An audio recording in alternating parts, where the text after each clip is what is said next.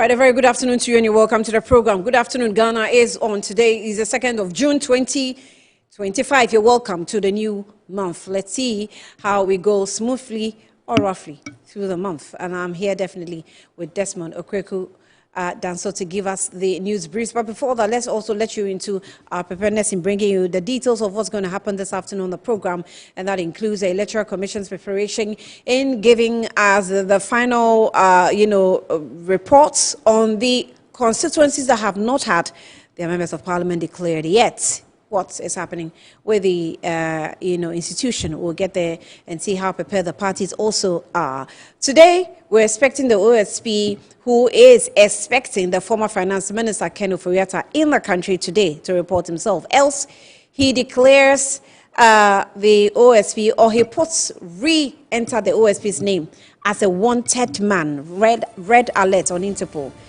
Is that going to be successful? Let's see how the country will go through that. And also, we know we're dealing with the matter of Wontumi. What are the updates? Desmond is standing by, who will give us all the briefs. Later, we'll get into the discussions. You're welcome to the week, Desi. Thank you very much, Annie, and a happy new month. Of course, June is my month, so it's going to be a smooth one. It's going to be a beautiful one. Is it? Congratulations ahead of time. Thank you very much. All right, so welcome to the news update here on Good Afternoon Ghana with me, Desmond Okweku. So we'll take a look at our headlines.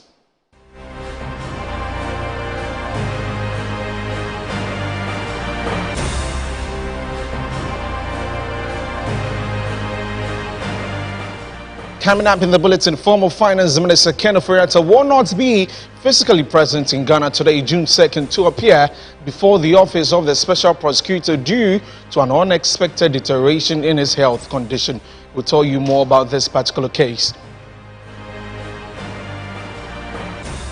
And also coming up, the Greater Accra regional organizer of the National Democratic Congress calls for a rerun of the parliamentary election in the Ablekuma North Constituency. Anthony Nukmenu is accusing the EC of failing to verify critical polling station results. Plus, coming up in the bulletin, Lagos State government signs groundbreaking waste management and processing concession agreement with Zoomlion Nigeria Limited, a subsidiary of Ghana's renowned Just One Group of companies. The details of these and other stories coming up in the next 30 minutes. Please stay with us.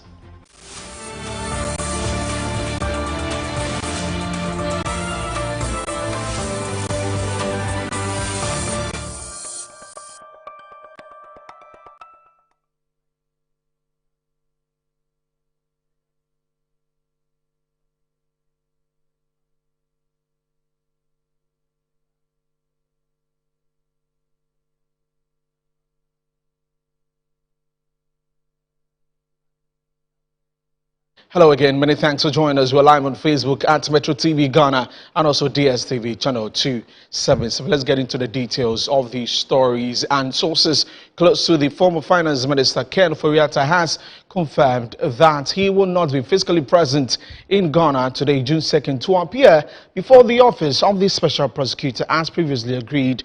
This, they explain, is due to an unexpected deterioration in his health condition. According to Frank Davis, a legal team member for the former finance minister, this development has been officially communicated to the OSP by his legal team, along with accompanying medical reports. He added that the information has also been brought to the attention of the Human Rights Court. Over the weekend, several media outlets reported that the special prosecutor Kisejabe may consider declaring Mr. Ofori-Atta wanted again if he fails to appear. But Mr. Frank Davis said, given the current medical circumstances and ongoing legal proceedings, such an action will be highly irregular. Mr. Ofori-Atta has already filed a suit at the Human Rights Court challenging the legality of the OSP's initial declaration of him as a wanted person. The court has scheduled June 18, 2025 to deliver its ruling on the matter.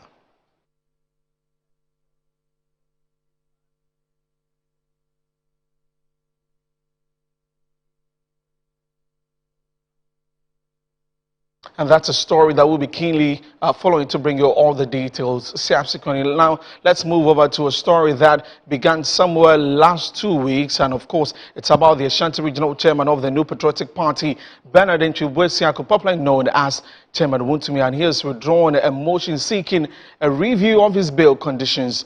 The motion, which was filed at the High Court in Accra on 30th May 2025, had been scheduled for hearing on Tuesday, June 3rd. However, the legal team formally withdrew the application today, Monday, 2nd June, ahead of the hearing. Chairman Wontumi had challenged the 50 million bail cedis imposed by the Economic and Organized Crime Office, Yoko, arguing through his lawyers that the amount was excessive and appeared designed to hinder his release.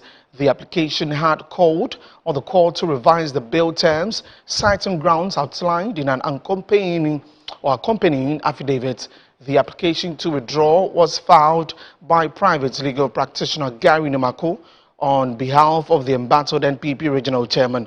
Meanwhile, lead counsel Andy Apiakubi has confirmed that all the necessary documentation for the two justified sureties has now been completed. He noted that this progress, which has rendered the court application unnecessary, was made possible with the considerable assistance from former Minister for Food and Agriculture, Brian Echampong.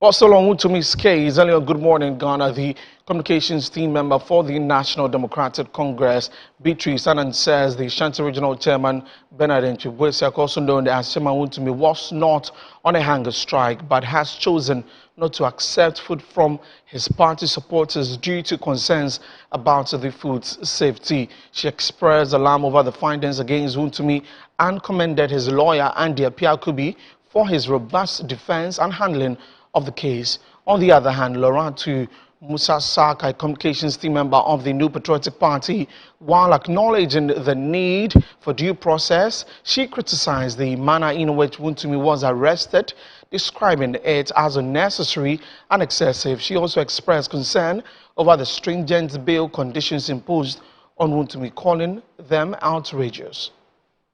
The fear.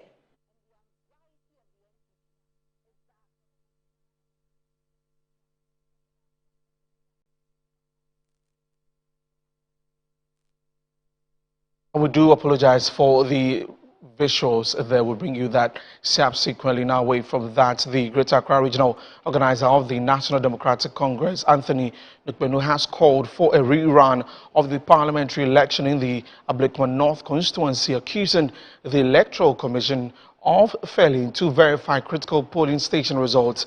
According to him, the EC's inability to authenticate pink sheets from several key centers invalidates any claim to victory.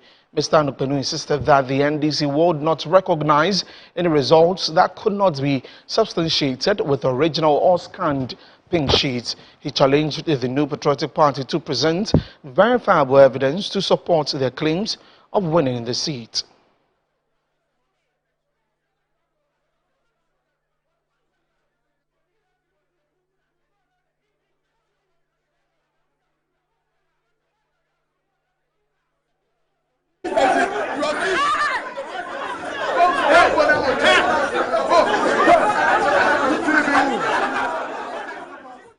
Away from politics, the Lagos State government has inked a groundbreaking waste management and processing concession agreement with Zoomlion Nigeria Limited, a subsidiary of Ghana's renowned Just One Group of companies. The public-private partnership initiative aims to transform the state's waste management landscape.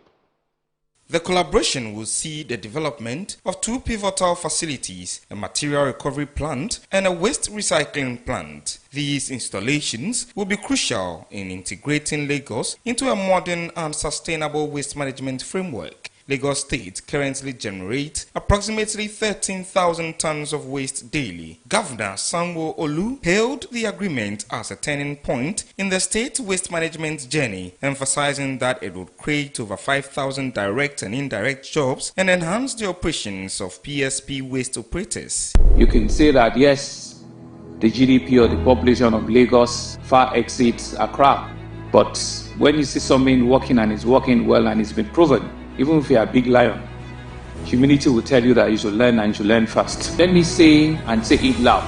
This is not a collaboration that is taking away job from people. Indeed, it's the reverse.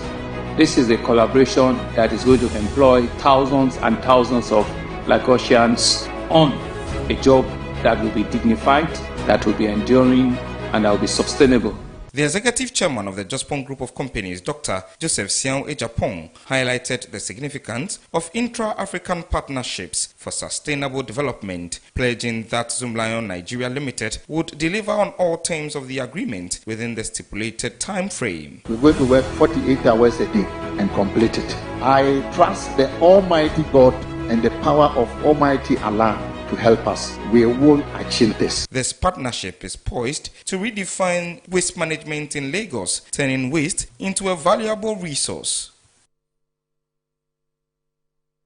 We now move to the Ahafo region, where President John Dramani Mahama has pledged to upgrade selected nursing and midwifery colleges across the country into degree awarding institutions. Speaking during his thank you tour of the region on Saturday, May 31, Mr. Mahama reaffirmed his commitment to improving tertiary education infrastructure, especially in underserved regions.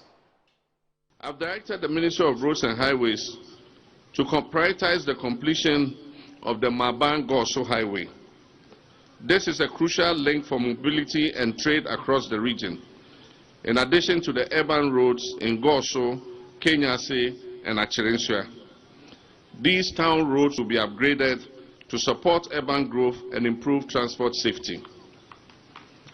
And as part of the NDC's flagship Big Push infrastructure program, we will deliver on the following roads that we have targeted: Achirensua Ntotroso Atronie Sunyani Highway, Mem Kasapain and Bediako Camp 16 roads, Kukwom to Sankori Road, Gambia number 1 Tremasu Road, which was initiated in 2016 and later abandoned. For once, I'm determined to see this road completed. This is a road that has existed since the Rawlings administration. And somebody says, no government or no president can come and complete it. And I said they were telling lies. So I made Kofi Job go on that road. He did the road, he surfaced it and everything, put the first coat of bitumen on it, and we left office. Today, if you go and see that road, it has deteriorated again. But I can assure you that before I leave office in 2028, that road will be completed.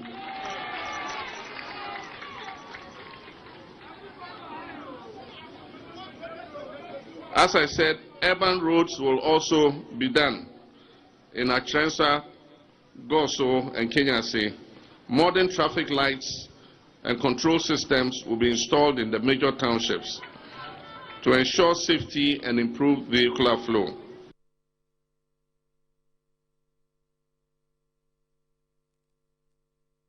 Our development strategy is anchored in continuity and completion. We will not abandon projects that were begun by the past government. We are here to finish what we started and to build what is needed. And so we've undertaken an inventory of all abandoned and uncompleted projects that have been done by all previous governments, and will soon have contractors back at work in order that the taxpayers' money can be fully utilized. We remain committed to expanding access to tertiary education, especially in underserved regions. And so in line with this, the NDC government will establish a university for the Ahafo region to provide world-class agricultural, natural resources, and health science education. We'll upgrade selected nursing and midwifery colleges across the region into degree awarding institutions. And we'll continue the distribution of buses to SHSs and health training institutions to support academic operations. So for the nursing training colleges that haven't got buses yet, don't worry, your buses will come. And the senior high schools too, the same.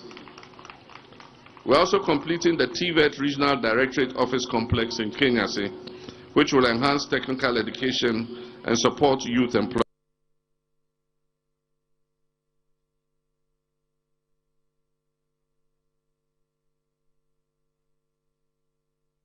Now, away from that, the Member of Parliament for Walawale, Dr. Tia Kabiru Mahama, has urged traders to ignore the pressure being mounted on them to reduce prices of their commodities due to the city's appreciation against the major currencies. Contributing to a statement on the floor of Parliament over the local currency's performance, the Walawale MP argued that the measures leading to the city's appreciation are not sustainable, adding that it would be a grave risk for traders, particularly those who purchase their commodities prior to the city's gains, to reduce prices.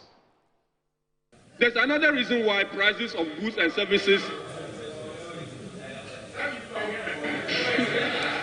Mr. Speaker, there's another reason why prices of goods and services are not coming down. Mr. Speaker, there is this principle, the Keynesian principle of sticky prices. Sticky prices is a very well-tested principle in economics by Mr. Keynes, a Nobel Prize winner. Mr. Speaker, in the short run, because markets do not adjust so quickly, we've only experienced 1 month depreciation of the currency. Only 1 month. And it is so short a time for us to have a corresponding decrease in prices, because prices are not sticky downwards, especially in the prices are not able to adjust to changes in aggregate demand and supply in the short time. And because of that, that is the reason why we are having the slow pace of the disinflationary pressure that we expect to see. Mr. Speaker, another reason is that traders have acquired goods at certain prices. The stock of goods acquired are supposed to finish before they can talk of increasing or decreasing prices. If I go to, say, China, and I bought 100 bags of, say, clothing, each at $100, and I come to the country, and the prices are, our city is increasing, I have to finish the stock before I can begin to consider reducing prices. Otherwise, there's what we call the fear pricing. If I reduce to clear now, if I go and the exchange rate should appreciate, or the dollar should gain value, I cannot buy the same stock. So it is only reasonable for the traders to behave the way they are behaving, and until we do something significant about the structure of the economy, we expect this particular thing to. Mr. Speaker, unfortunately, there's nothing the government can do about the price situation. That's the unfortunate situation. Because we have committed to ourselves liberal pricing regime. And that's what the Minister for Trade and Industry stated. Unfortunately, they cannot go to the market and ask people to reduce prices.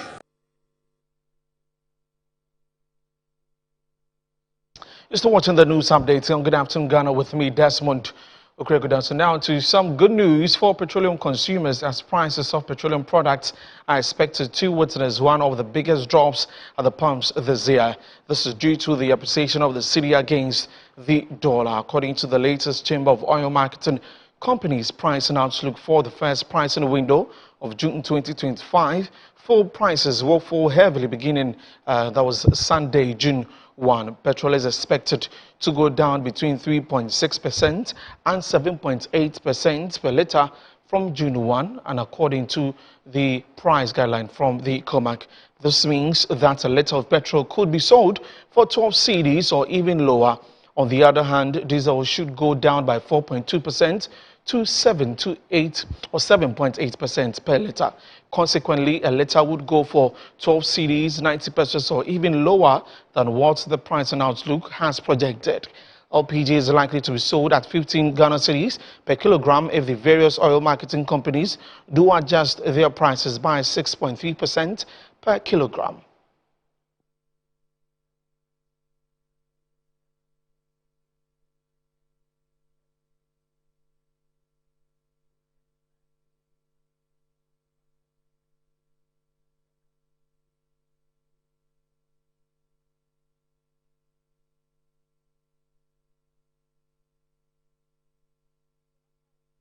Now, the public and government have been urged to adopt a proactive mindset towards renewable energy development and commit to 100% renewable energy future for Ghana. This came to light at a campaign under the theme 100% Renewable Energy Powered Schools. The collaboration aimed to educate students and the wider community on the importance of embracing clean energy sources such as solar and wind power. As part of the initiative, the school hosted a campaign under the theme 100% renewable energy powered schools, a vision aligned with the broader mission of creating a greener, energy resilient Ghana. Speaking in an interview, Regina Baden, Regional Director for 350 Africa, urged the public and the government to adopt a proactive mindset toward renewable energy development and commit to a 100% renewable energy future for Ghana. Being able to really look deeply into what we need when it comes to renewable energy is very vital. We have a lot of solar, we have a lot of water, we have wind. So it's important that we are harnessing these renewable energies to really provide us with the energy that we need as a country. And as part of this initiative, we are also organizing a campaign on the continent called Repower Africa. And for us, Repower Africa is not just about access to renewable energy, but it's about renewable energies owned by the community. Echoing the call to action, Ajua Achia Kesisam, team lead for Repower Ghana, appealed to civil society organizations, NGOs, and stakeholders to join the campaign to shift the narrative around clean energy and environmental health. We advise that everybody should patronize clean energy and ensure that there's energy efficiency. When we talk about energy efficiency, such as when you are in the house, you are not using your televisions, you are not using your light, you have to off it. Because when you off it, you are saving the energy, and it is good for us, Ghana, it is good for us, Africa, and it is good for us globally. Anastasia Efua Konedu is headmistress of Ebenezer Senior High School. The collaboration will help in a way that we can groom these little ones, our youth, to learn this energy renewable thing, and at the end they will be able to employ themselves instead of relying always on government. The event marked a significant step in strengthening Ghana's renewable energy discourse and empowering young minds to become advocates for sustainable energy solutions. Now, on the international front, nearly 2 years after the brutal killing of hundreds of civilians, many families in Israel are still grieving, while others continue to wait anxiously as some citizens remain held hostage in Gaza. Amid the ongoing tensions of war and violence, many Israelis cling to hope for peace and a resolution soon. But what is the reality on the ground for the people of Israel today? My colleague Eugenia Kofakumi brings us the full story from Israel.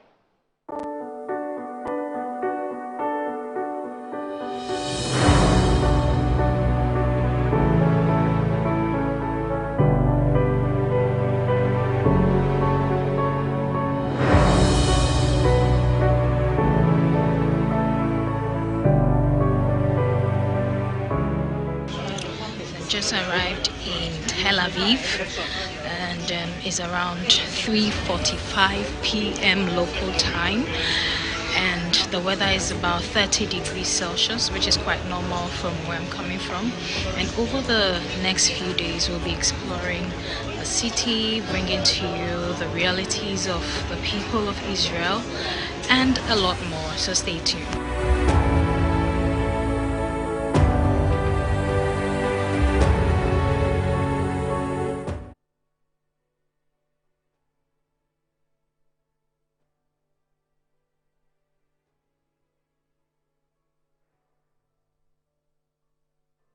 And yes, that's a story from my colleague Eugenia Kofakumi. We'll bring you the full story with Annie Efampo for later on. Good afternoon, Ghana. That's it for the news updates. Many thanks for watching. I am Desmond Okrikudan. So back to Annie for the rest of the program. How eager are you to know about what the Israelis are demanding from Eugenia's story? Well, yes, I mean, it's a very important conversation, and for someone like our colleague Eugenia to move all the way from Ghana to Israel and give us details of that. I really am hoping for the best for these Israelis, and of course, it's not easy for any country going through war, and so waiting for the full story with you on Good Afternoon Ghana. Right, thank you very much for the briefs there. Let's get into the details now, and we'll also pray, or our prayers goes out to the people of Gaza as well, also almost losing the people of Palestinians almost everywhere. People are also calling for their lives. But Eugenia will bring us the details of that story, or the brief that she's covered with the people of Israel. All right. So the OSP has actually asked or requested for a virtual meeting with, Kanu Furiata rather has requested a virtual meeting with the OSP. So instead of his expectation, the expectation of seeing the former finance minister on the soil of Ghana, he's requesting for something else. And it says that the special prosecutor, the Kanu Furiata, former minister, will not appear before the office of the special prosecutor Monday, June 2, 2025, as earlier scheduled due to an unexpected deterioration in his health. And sources close to him have confirmed. His legal team also has formally communicated development to the OSP and the Human Rights Court, submitting medical reports and details of his current condition, as the details were given by Desmond. Also, we are talking about how the Electoral Commission is looking at rerunning of some of the constituencies that have not been declared yet since election 2024 ended. And there's a possible rerun of the Ablikuma North constituency. So we'll be speaking with the Greater Accra NDC regional organizer for the party, and also Richard Ahiangba, the national communications officer for the NPP. We'll look into that. And then we'll get into also the arrest of Wontumi. What exactly is happening? What's the updates there? We'll bring you all the details here on Good Afternoon Ghana. Let's take a break. We'll be back shortly.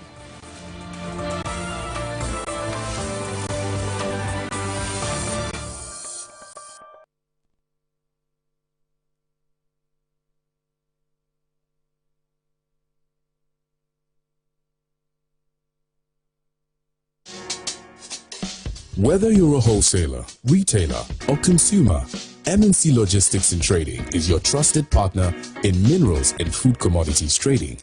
Experience the difference with MNC Logistics and Trading for your commodities trading. We operate a well-equipped laboratory that smelts and assays gold to ensure transparent, credible, and reliable minerals transactions. Our general food commodity market deals with imports and exports of food products such as rice, sugar, and grains. We pride ourselves on delivering products that meet the highest standards of quality and taste. With our expertise in international trading and logistics, we bridge customers far and wide. Locate us at number 4 Neosai Interfo Avenue, East Legon, Accra. Call us on 030-299-8246 or visit our website www.mnclogisticsandtrading.com. MNC Logistics and Trading, hub of confidence. Some movies change the world, and you'll find them elsewhere. Mnet Movies 4 is just in it to change your mood. Great. They turn an ordinary night into something awesome. Make you laugh louder, smile bigger, and feel like a kid all over again. Yay! This is so much fun! The only thing our movies are seriously serious about is making you happy. All month long. Ah!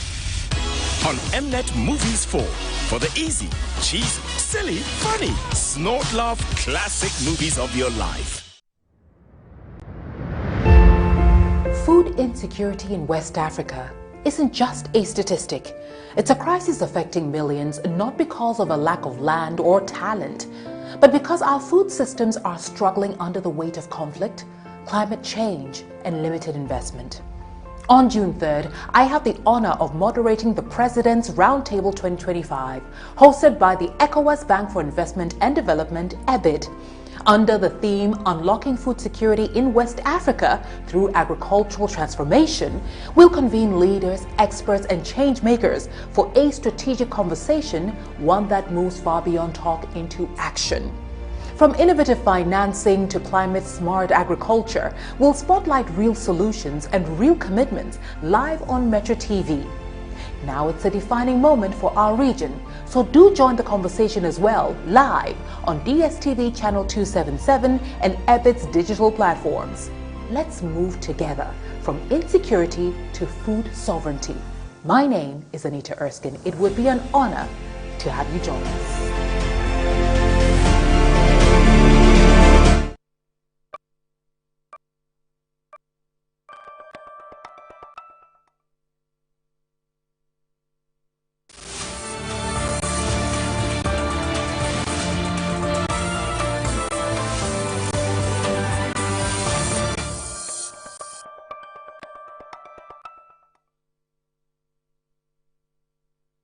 Welcome back to the program. It's Good Afternoon, Ghana. Let's go straight onto the phone lines and engage one of the lawyers for Ken Ofori-Atta, who's joined us via phone, Frank Davis. Frank Davis is a legal practitioner. He has joined us to talk to us about this development. Frank, thank you for your time, lawyer. Thank you, and good afternoon to you.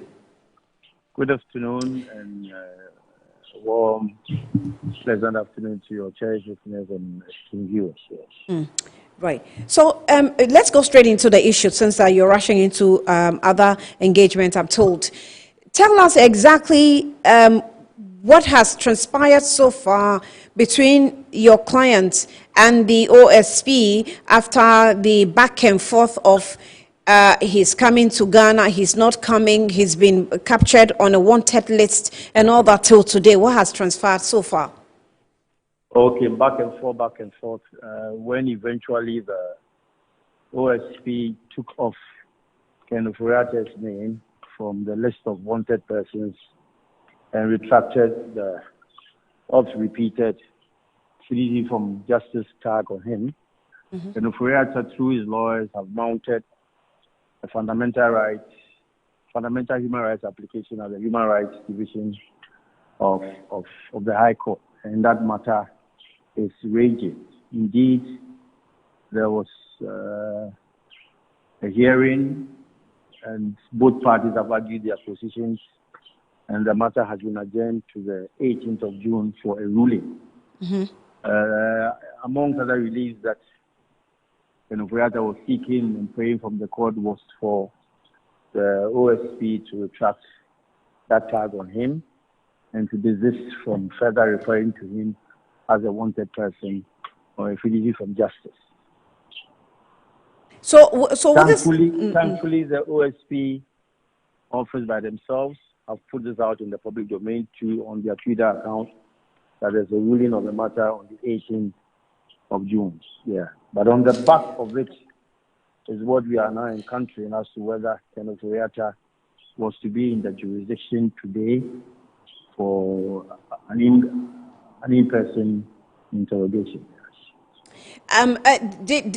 When the matter was taken to court regarding his human rights abuse, for want of better expression, what were you seeking, or are you seeking, since it's on the 18th of June, the ruling? What are you seeking? What are you praying the courts to come out with? I just said so. Amongst other reliefs is the fact that the declaring him as a wanted person and a fugitive for justice be removed. Did not pay heed to the requirements of law, and that tag should be removed. And many other things that was listed on him in the course of that narration. So that is what went to court. Okay. Right. So apart from this wanted and the many other things you're seeking, does it affect the matter under, or the matters under investigation in any way? There are quite a number of issues: the cathedral ambulance issue, tax, GRA tax fund management. We have more issues. These things, the release you're seeking from the courts, do they affect the investigation in any way? Let me be pointedly clear and explain this once and for all. What the OSP is doing has to do with corruption-related offenses, and that lies in the domain of criminal procedure. What we are doing in court is to fundamentally have his fundamental human rights enshrined and restored to him. The two are significantly different practices and procedures, but they have a link. And the link is that the OSP wants Ken Ofori-Atta to be in Ghana for an in-person, a person-to-person interrogation. Now, Ofori-Atta has been out of the jurisdiction for a while now to attend onto his doctors to see to his medical and health challenges. Now, he was supposed to be in the country as of yesterday or by today. Yeah. His health circumstances have changed. So there is a request from the medical facility that instead of an in-person camera, it would be best for him to be still in the United States and conduct this interview through a video recorded session. And that information has been duly communicated to the Office of the Special Prosecutor on the 28th of May from letters written to the Office of the Special Prosecutor by counsel. We are still awaiting a response to that letter from the Office of the Special Prosecutor.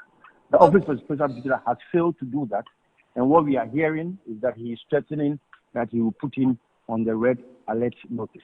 But let me ask one simple question. Is an in-person interrogation the only means by which you can talk to someone? The Electronic Transactions Act, which was passed way back in 2008, 17 years down the line, makes ample provision that in the alternative, if you can't get a physical appearance, you do a video recorded interview, what we call the VRI. So if that has been brought to the attention and prompt notice of the Office of the Special, what prevents the Special Prosecutor from facilitating that procedure? Ken Ofori-Atta is able, ready, and willing to submit himself to a video recorded interview. After that, if his medical circumstances change, Ken Ofori-Atta will be in this country to face whatever charges have been preferred against him. I can tell you that for certain. But for now, he is simply not well. And I think we should all appreciate the fact that we can all fall sick. So Ken cannot be physically in the country as at today. He is able, ready, and willing to submit the video recorded interview, which is permissible by law. The Electronic Transactions Act makes provision for that. And I think he should be accorded some dignity in all of these matters. He should be accorded some simple courtesy, civility, and dignity. He is not running away from anyone. I dare say that. Ken is not running away from anyone. Do you get the impression that the impression is being created from the Ofori-Atta office that he is running away? Is that the perception or the impression you get from the OSP's office? Yes, but that is what is being drummed on social media. That just because he was supposed to come on the 2nd and the letter has gone on the 28th, so he's running. I don't know where that conjecture is coming from. I mean, we all don't determine what happens to us each and every other day. No. I can be well today. Tomorrow I can be sick. So in between the 28th of May and June the 2nd, something has happened. You mean Ken Ofori-Atta should not be excused for that? I think Ken Ofori-Atta should not be excused for that. I don't think we are being fair to the issues. I mean, let us see when matters of the sort crop up, let us all bear fidelity to the facts and stop jumping to conclusions. Why would anybody think that Ken Ofori-Atta is running? In any event, was Ken Ofori-Atta not in this country? The Office of the Special Prosecutor didn't know that Ken Ofori-Atta was in this country before he left. And even when he was leaving, he served notice on the former Chief of Staff and served notice on the current Chief of Staff, Honorable Deborah. They have letters which was written by Ken Ofori-Atta politely seeking permission to travel to see to his medical condition. So what has changed? Probably precisely the reason it is probably almost impossible for the OSP to believe that he has been bedridden sick this whole period for months without necessarily maybe being on his feet, or is it just for medical checks and that's why he's been there without necessarily just coming and responding to some of these issues and, you know, go back? Madam, do you know the health challenges that confront people on a daily basis? You think flying in a plane and walking from one end of the road to the other is one and the same thing? But do you know what medical challenges confront people every single day? So that if you see me walking, you think I can fly? No, but why? I mean, in any event, what is it that the special prosecutor will want to ask Ken Ofori-Atta face to face that we can't ask him by video? No, don't we sit in the comfort of our homes every single day and talk to people via video conversation? Don't you elicit the same information? Yes, but Why? are you comparing? Yes. Are you comparing? Just for the records, my name is Annie. You're referring to me as Madam, so that you're just clear on who you're speaking with. But if I say, Madam, why are you not a woman? I'm a woman, but I would prefer you refer to me with my name. Yeah, I didn't know your name, so if you say Annie, fine. Okay, thank you. Mm-hmm. So I was asking if you're comparing what happens ordinarily in our private homes on the daily basis to what is happening between the state and the former finance minister. I am saying that the Electronic Transactions Act makes provision for video recorded interviews. Simple. So it doesn't have to be reduced to whether what happens in our private homes or what happens between somebody and the state. If I'm not physically available, the law says you can do video recorded interview, virtual. Okay. So don't let me mix in the issues. Please, okay. When did we realize that we can use this option of video interviews and then notified? In fact, you said you notified the special prosecutor on the 28th of May. On the 28th of May. Of May, yes. Okay, that was because you had exhausted all options and couldn't arrive at any other but the video interview.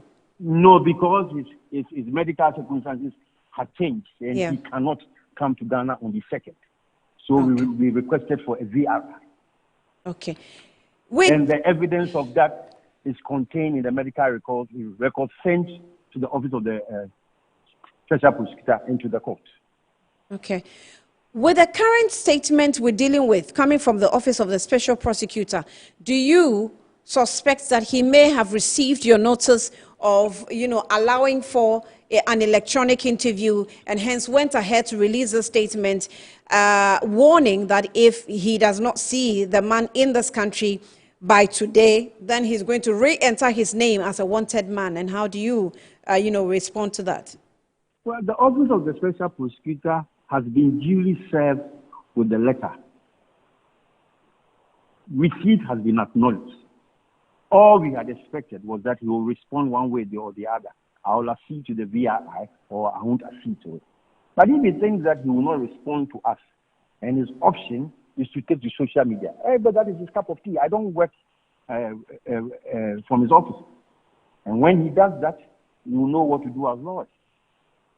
I can't be telling him what to do, but I think simple civility and courtesy demand that if I write a letter to you and you have a disagreement with what I'm suggesting, you write to me back. That is all we are asking for. Simple courtesies to each other. At the end of the day, the special prosecutor is a lawyer. I'm also a lawyer. We are all trained lawyers. So this is our simple courtesy. And the etiquette of our profession demands that. Only that. The rules and etiquette of our profession, the Legal Profession Act, demands only that. When I send a letter to you as a lawyer, you don't respond to me via social media. It is offensive. But he has not responded to your letter.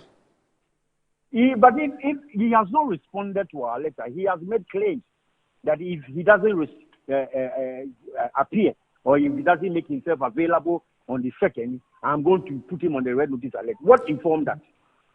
We had corresponded with him. That Ken will not be available. I beg your pardon. That statement is not necessarily a response to your letter, because I was even going to ask you if you are aware or you're sure he's received this notice of allow for an electronic interview. Are you aware he's received it? I just told you that it's been received by his office. What again can I say? If I send a letter to Metro TV and it's received by your phone desk, am I to think that the letter will not be delivered to you? The office of the special prosecutor, that is where he works from, it's been received and duly acknowledged. What again can I say? I mean, if his office has refused to give the letter to him, what can I do? The letter has been duly received, and we have evidence of that. So what can he be referring to? I see. If he doesn't want to respond to us via letter and he thinks it's a social media, fine, that is his preference. But to suggest that he doesn't know that we have sent a letter to his offices would be wrong. I mean, with all due respect to you. The letter has been received. It was sent to the office of the special prosecutor. He has a designated office. It was sent there. It's been received. What is the next step you and your client will take, following this notice that has been issued by the office of the special prosecutor? Because he's warning that he's going to re-enter his name on the warning list. You want me to tell you what the lawyers will do on radio? If he wants to...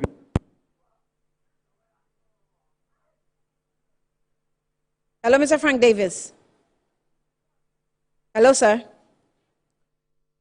Mr. Frank Davis is a lawyer and one of the lawyers for Kenu Furiata, interacting with us. He was giving us his final words, but I'm sure the producers will try to get him back. Let me just remind you of the letter that was also released by the OSP's office and the let's... Okay. Lawyer Frank Davis, sorry, I lost you for a moment. You're saying that you're not going to tell me what your strategy is, but OSP has... No, but why should I disclose that? The relationship between myself and my client is confidential and privileged. Definitely. I come on television, yes, I can do that. Yes, but okay. He has indicated what he wants to do because he's a public officer. Fine. But administrative functions are exercised with reasonableness and fairness, not capriciousness. So if he can pay heed to Articles 23 and 290 of the Constitution, he should go ahead and do what he's doing. But I don't think that if you are put in an official position, then it means that you have an unfettered discretion to do whatever you think you want to do and whatever you like. What action of the OSP are you describing as capricious and he's doing whatever he likes? Oh, but if I have written a letter to you, if I have sent you a letter, we are all engaging on the matter. Ken has lawyers. Ken is not operating through spirits. He has lawyers. And if the lawyers have written to you that this man is unable to come because of this and that, what do you do? Civilly. You just have to respond. I mean, if you don't accede to it, just tell us. I am not acceding to the VRI. It's as simple as that. But why? Why would you not respond and then go to social media and threaten that if he doesn't come? Because you know that we have written to you. That is the only inference, my dear. But he didn't go on social media. He released a formal statement. From what I get from you, it's looking as though you want to reduce. Is it not all over social media? Well, it's a statement. Even if he released a statement.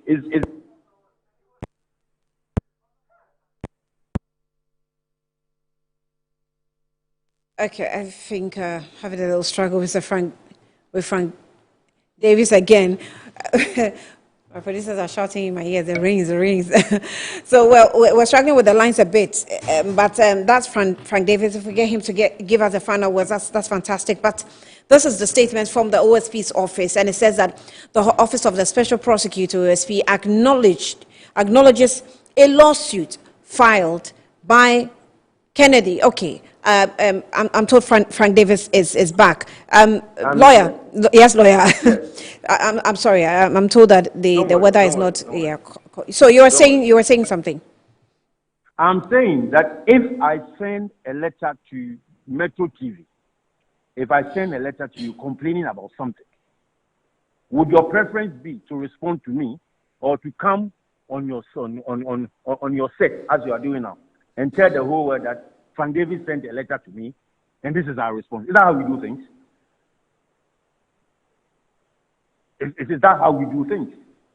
So even if you don't want to respond, wouldn't you do that through letter? I mean, we have rules of engagement as lawyers, and this is offensive. It is like, hey, why? You are treating her with scorn? Should your response be through a publicized statement, advertised statement, and this is all over the place? What is the intent? To suffer ignominy on Ken Ofori-Atta or what? I mean, what is the end product? That he will be maligned and to create the impression that he's fleeing justice? I mean, but that is not fair. Is it fleeing justice? He is not. Why should he flee justice? Why? I mean, the fact that you have prepared charges against someone does not mean that what you have said is true. You have to go to court and prove. The evidence will have to show that he has committed offense. The mere fact that you have charged me with an offense means that I'm guilty. But that's not our criminal jurisprudence. Our criminal jurisprudence dictates that an accused person is innocent until proven guilty. And that burden is always on the prosecution. You don't just come and recite for blah, blah, blah. You think that's the end of the day. No. You go to court to prove. The accused person has no burden. You have to prove his guilt or her guilt. Then he will be called upon to respond. If you haven't done that, the first threshold is not crossed. How then do you know somebody is guilty? So the mere fact that charges have been preferred against Ken, it means Ken is guilty. Or is that your understanding?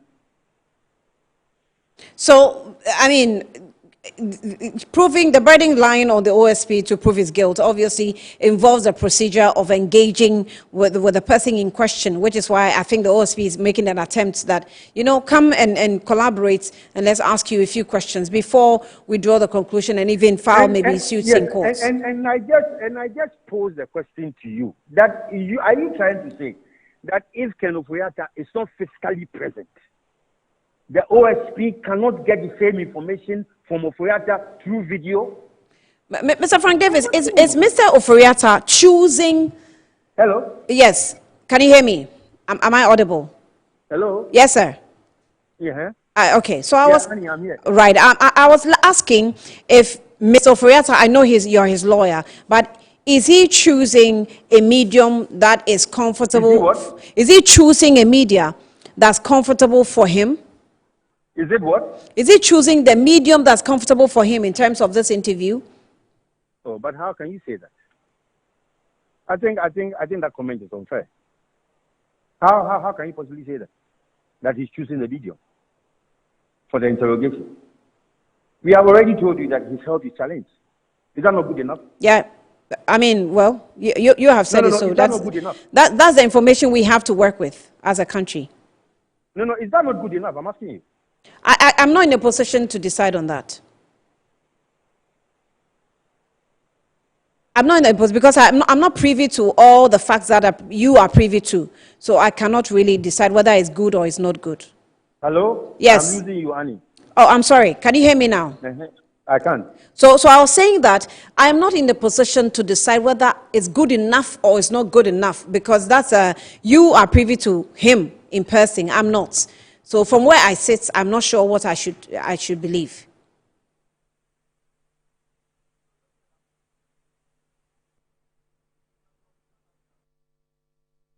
Okay. Okay, Mr. Frank Davis is obviously collaborating, but it looks like the weather. My producers.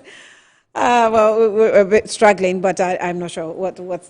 Okay, he's back on. Mr. Frank Davis, are you back? I'm here. Great. I'm grateful for this is frustrating, but we're managing. So I was saying that, you were asking me if the information he's provided as regarding his health is not good enough, right? Yeah. Yeah, and I'm saying even though I'm not supposed to be answering questions, I'm just saying that I'm not privy to all facts regarding his health condition. So I'm not in a position to determine whether or not it's good enough or not good enough. And so you are equally not in a position to make the comment you made that he's choosing the medium that he likes. I don't think it's fair. It was not a comment, it was a question. Yeah, it is not. He is not choosing his medium. His health challenges and circumstances have necessitated the VRI. That's as simple as that. Right. So currently, as we Yes. speak with you, can you tell if he's in a hospital or his home and he's being attended to? Kenneth Boyata is being kept by God, the God who keeps all of us. He's being kept by God. The God who keeps all of us. Okay, in the home or in the hospital? He is being kept by the good Lord God, who keeps all of us. Right. Mr. Frank Davis, what do we do going forward with the release that we have? Surprisingly, the OSP acknowledges the lawsuits in his statement, yes, but he does not acknowledge your request for the electronic, interaction or interview. So where do we go from here? It is your say-so. I haven't said that. You are choosing your language. It's your say-so. I have told you, what I've told you is that we have sent a letter to the offices of the special prosecutor. The letter has been duly delivered, acknowledged, and received. If the special prosecutor chooses not to respond, that is his matter. Right. You say that it is received by his office, acknowledged. And I'm saying that the acknowledgement has been captured in his latest statement or press release without, notifying us on the request of electronic interview. However, he has acknowledged the lawsuit, which obviously is public, in the public domain. That's what he's acknowledged in his statement. But the acknowledgement of your request is not being done, or it was not done in the former release that he has given us. So what's the next step? What's next? What are we supposed to do? You are waiting for him to grant you that request, and then you go ahead. If not, you can stay off until the 18th of June for the ruling of this matter. Correct. That is exactly what you have said. Okay, so that's what you're doing. We are waiting on the special prosecutor. We have sent a letter to him. We are waiting for his response. Okay. As to whether he's going to put him on a red notice, a violet notice, a yellow notice, well, it is not for me to say. But we have sent a letter to his offices. It's been received and acknowledged. All we are asking for is a response. So we are waiting between now and the 18th of June. There's a ruling between now and the 18th of June. His options are available to him. So do we have our options? So we all wait. Mr. Frank Davis, we'll leave the interview here. Thank you so much for your time. We'll interact with you again. Thank you so much. Following whatever happens or comes from the office of the OSP. Thank you. Thank you. Frank Davis is a lawyer for Kenneth Nanayao Oforiatta, as addressed by the office of the special prosecutor. And the special prosecutor reads, Mr. Oforiatta is mandatorily required to appear in person before the OSP on the 2nd of June, which is today, 2025. If Mr. Oforiatta fails to attend the OSP on the scheduled date, he will or he shall be re-entered on the OSP's list of wanted persons, and the OSP shall consider him a fugitive from justice, whereupon the OSP will cause the issuance of an Interpol red notice in his regard, and also cause the initiation of extraditing proceedings in any jurisdiction in which he may be found. We'll take a break. We'll be back shortly.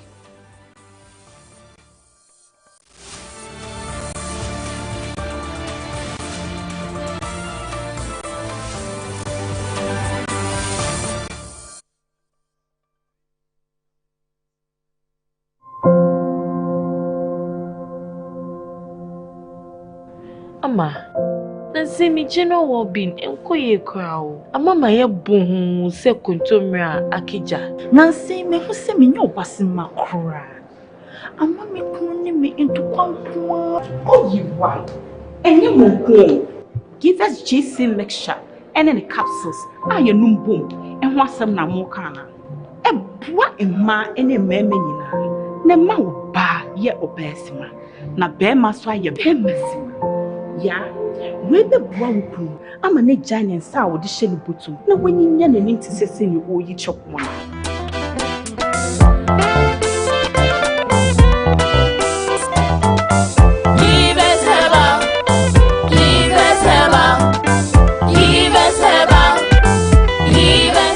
Kivez GC mixture MN capsule. Achesa.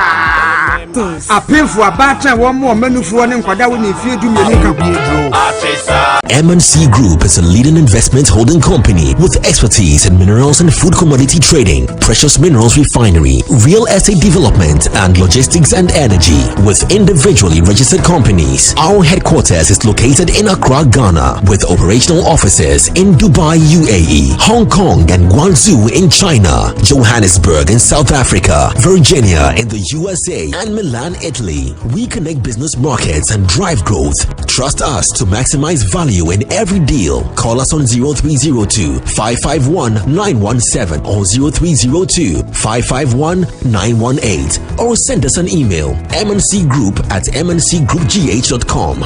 MNC Group, totally reliant. Brand new on DSTV. When a nominee to the Supreme Court dies, his family begins to suspect foul play. Dad knew that he was in trouble. Hollywood's darkest scandals are exposed in this gripping 6-part documentary series. You have violence, fraud, homicide. And a rich and powerful family is thrown into turmoil when a young woman claims to be the owner's illegitimate daughter. You have another daughter. Stay connected to everything new on your home of entertainment, DSTV. Join the president of EBID and other leading development experts live on June 3rd, 2025 from 11 a.m. GMT on Metro TV Ghana, DSTV Channel 277 and EBID's digital platforms for the President's Roundtable on Unlocking Food Security in West Africa through Agricultural Transformation. Having financed over $113 million in agriculture and agribusiness projects and programs to build resilient food systems across the ECOWAS sub-region, EBID has prioritized tackling food insecurity in the sub-region in its Strategy 2025 with the aim of assisting member states to attain SDG 2 and SDG 3. Dr. George Ejekum Donko, President and Chairman of the Board of Directors of EBID, will be joined by leading development experts to discuss and share their collective experiences and perspectives on addressing food security challenges in West Africa, as well as finding innovative ways to ensure food resilience in the region. ECOWAS Bank for Investment and Development. EBID, transforming ECOWAS communities.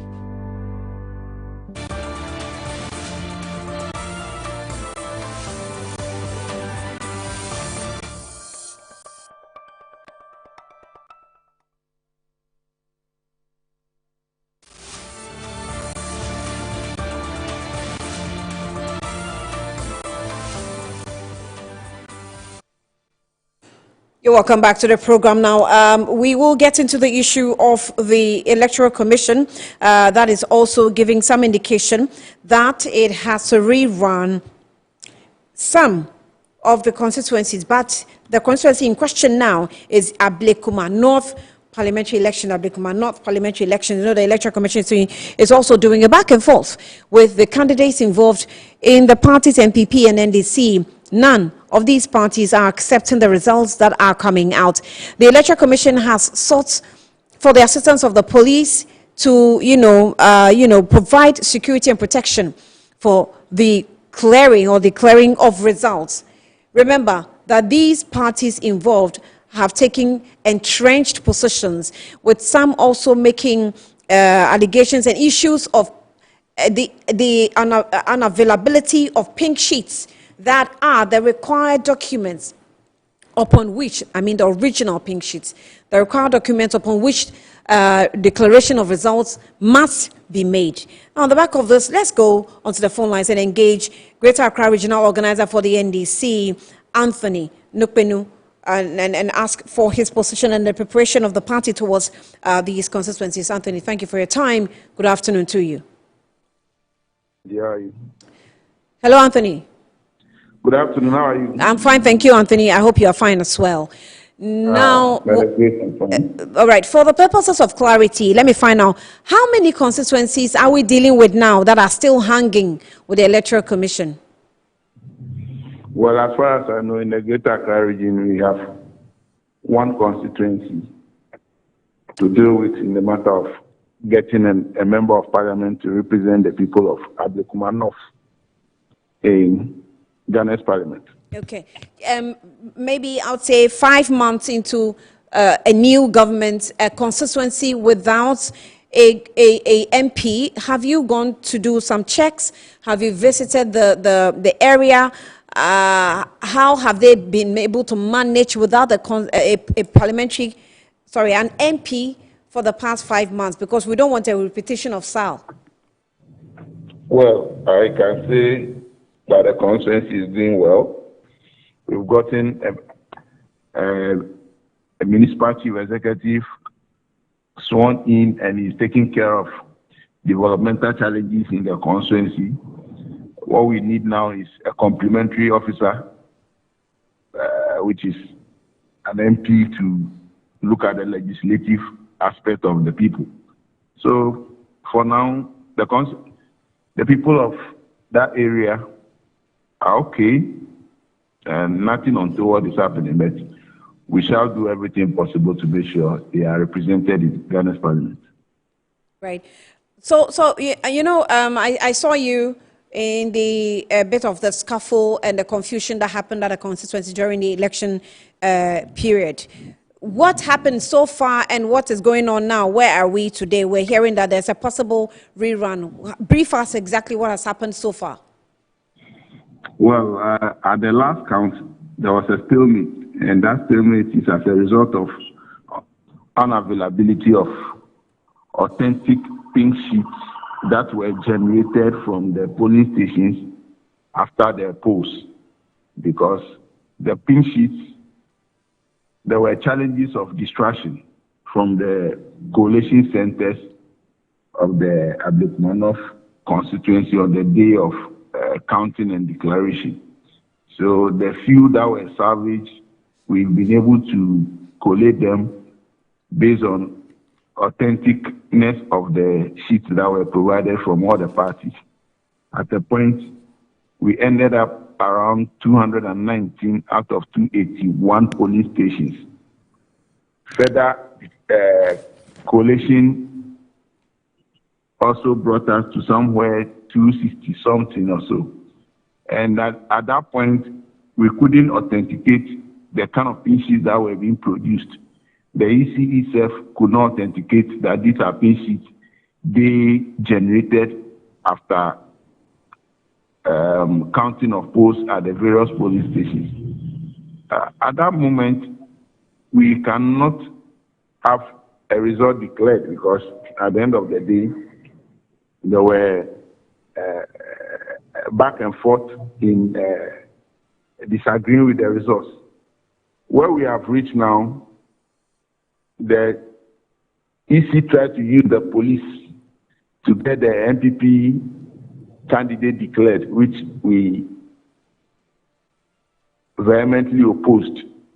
That is where we have reached, and we are looking forward that, for me, for us not to have bloodbath on our hand and fight on our hand, the best is that the disputed areas should be rerun so that at the end of the day, we can have authentic results of the people's representatives, and then someone can be declared as a member of parliament. For me, that is the way forward. It is not about using the police to coerce others to declare whoever. I don't think that should be the way out. So you from the NDC have suggested a rerun of these constituencies? When results are in dispute, I believe in fairness of everybody, you go back to the areas in question, run another election, and then you can have a result that everybody will be happy with. But if you use force to declare disputed results, all you are asking or all you are calling is chaos.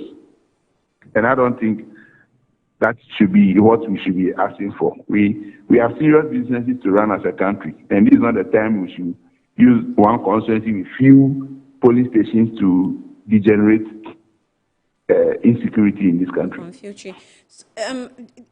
Regarding Ablekuma North, and since you are in Accra, are you confirming that indeed you've lost your original pink sheets? All stakeholders in that election lost a number of pink sheets. We lost some, the MPP lost some, the Electoral Commission, with the arbiter or the referee, lost majority. The returning officer? Yes, due to the confusion that erupted in that at the end of the polls. So it is not that only NDC lost some and we don't have some. The MPP also doesn't have some. The Electoral Commission, who is to authenticate, doesn't have some. So that is where the confusions are. Have you had meetings after this confusion during the heated period of the election season? Have you held meetings with the EC and suggested that there was one meeting called by the National Election Security Task Force at the police headquarters. Mm-hmm. The Electoral Commission did not show up. Since then, no meeting has been called. Yeah, I know of this meeting. When was this? When was it held? Oh, I can't remember. I think in February. Okay. I think that's somewhere in February. Well, since then, nobody has called for any meeting to discuss this issue. Okay, but recently the Electoral Commission, stated that it wanted to do a declaration, but it was asking or seeking for a police protection. What are they going to declare? If you really have genuine results to declare, why are you calling for police? So it tells you the kind of people who are not using common sense to apply in electoral matters. You are asking police to come and give you protection to declare which result.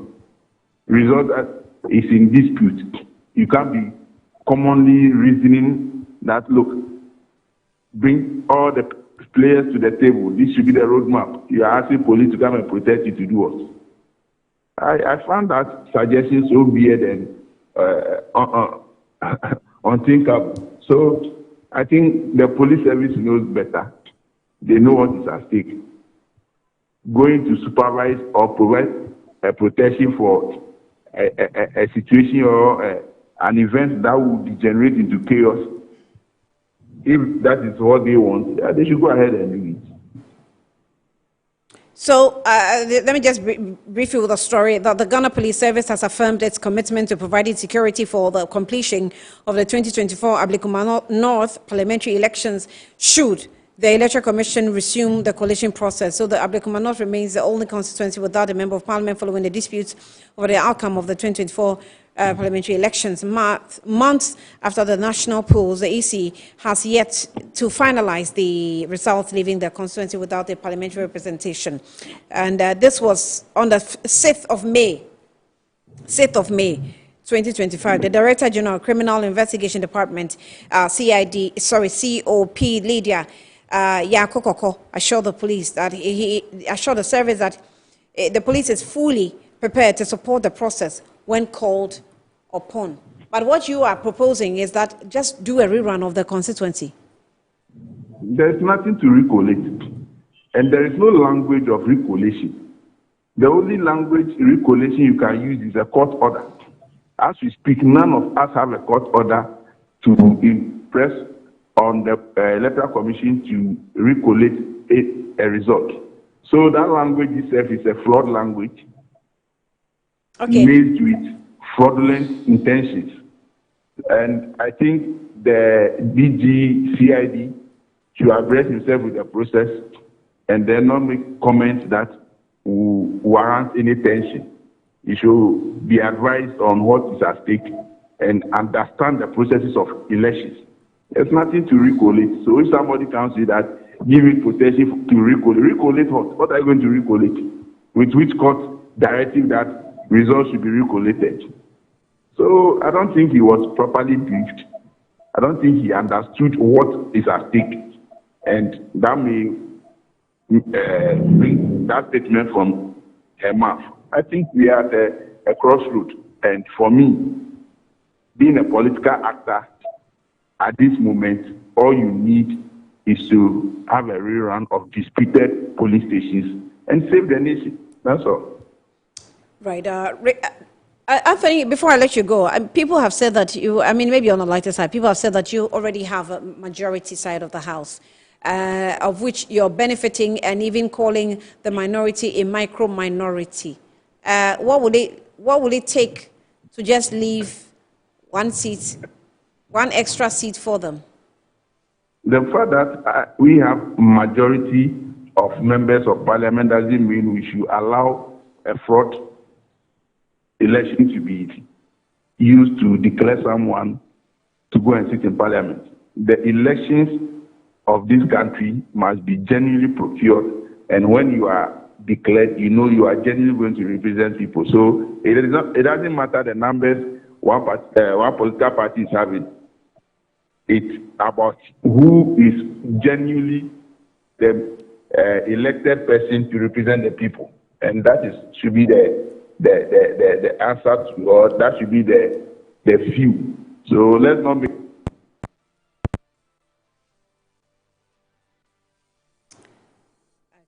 Okay, I've lost Anthony News, but same situation I faced with Frank Davis earlier on, but I'm sure that there's an issue with the lines of communication. Anthony Nikpenu is a national organizer for the NDC for the Greater Accra region, briefing us on the Ablekuma North constituency. Okay, Tony, thank you for your patience. You were rounding up before the line went off. All I'm saying is that you need to have a personality rightly elected and declared by electoral commission, gazetted to sit in parliament.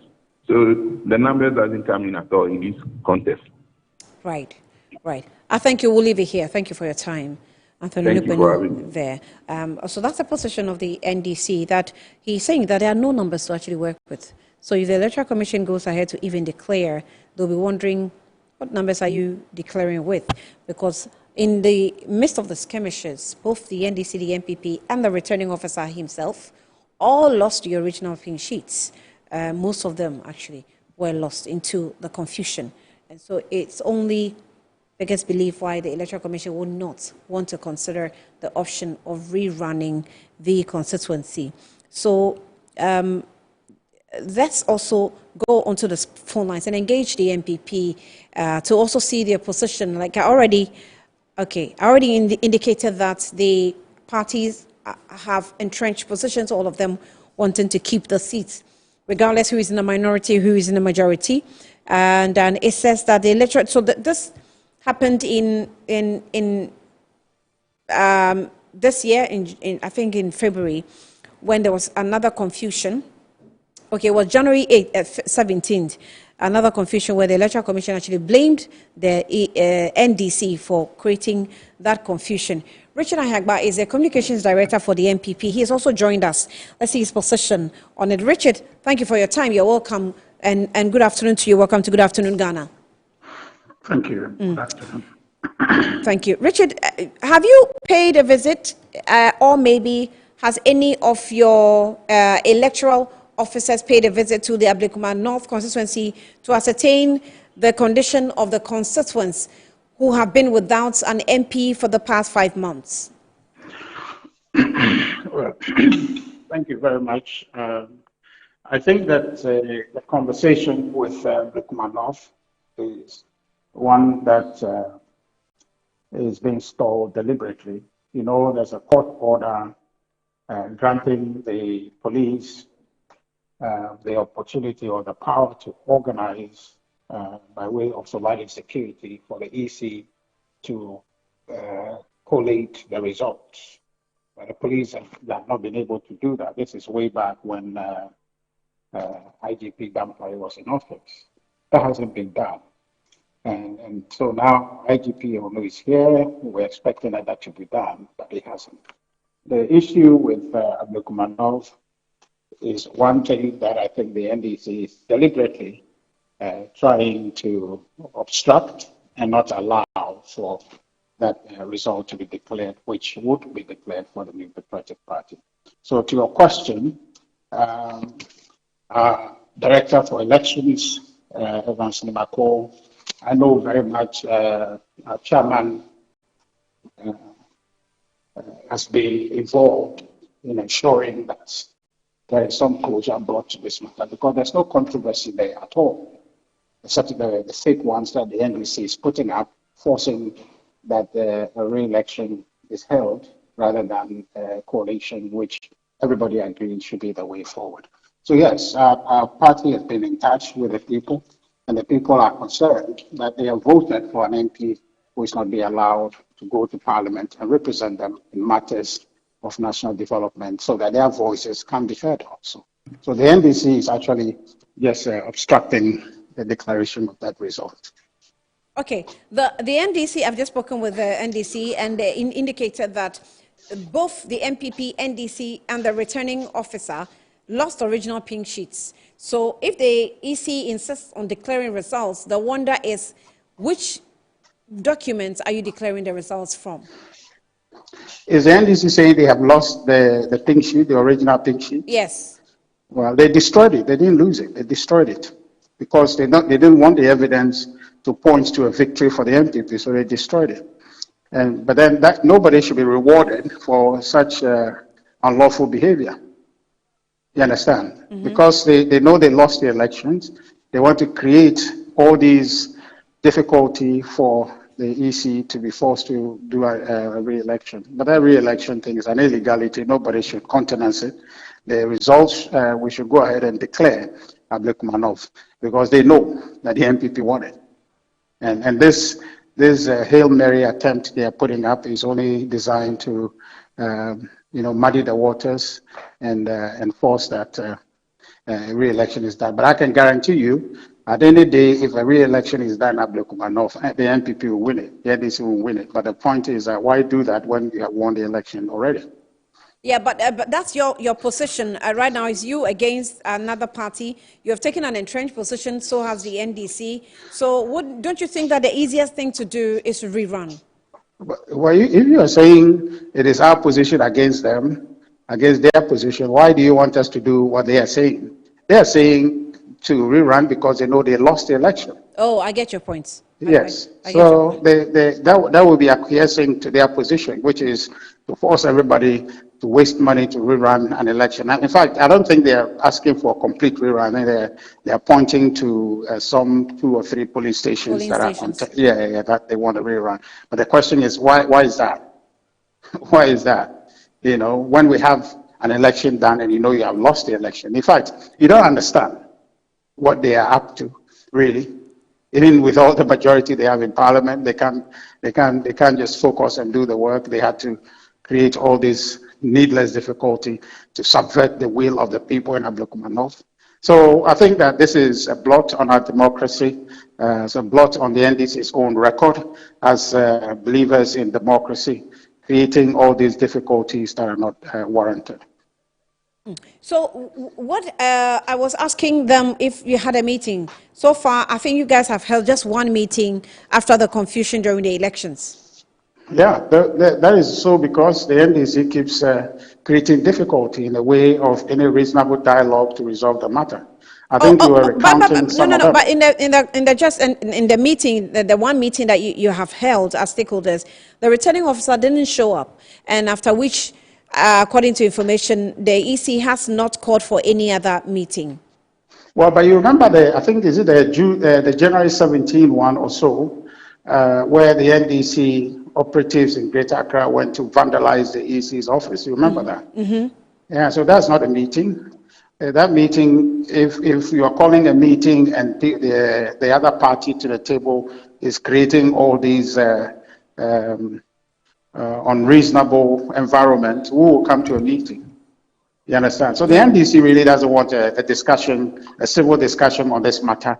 They want to continue like this, and I suspect that the NDC really wants to have this seat hang. Okay, I think I will just hang on and have Richard Ahiagba back again.